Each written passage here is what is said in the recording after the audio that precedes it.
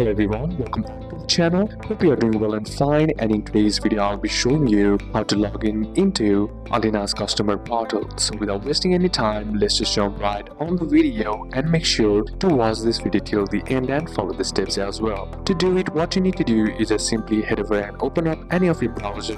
Then on the search bar type in Allianz login. Then once done, look for an option that says login to your account and then simply tap on it. Then once you're inside there, what you need to do is find the login button, or you will be directly prompted to log into my account. If this doesn't show up, simply tap on login on the top right corner of your options and enter your details like email or username or password, and then simply tap on login. Then once done, simply verify your identity if asked. For security, Allianz may ask you to verify entering a code sent to your email, entering a code sent to your phone, SMS, and approve login through Allianz app depending on your reason. Type the code carefully. Once logged in, you can view your policies, download documents, file your track claims, update personal details, check payments, and renew policies. Everything is simply given in one place. So these are a couple of steps that you can apply, and that's it for today's video, guys. If this video was useful to you, leave a like if it did, comment down any questions that you have, and see you soon on the next one.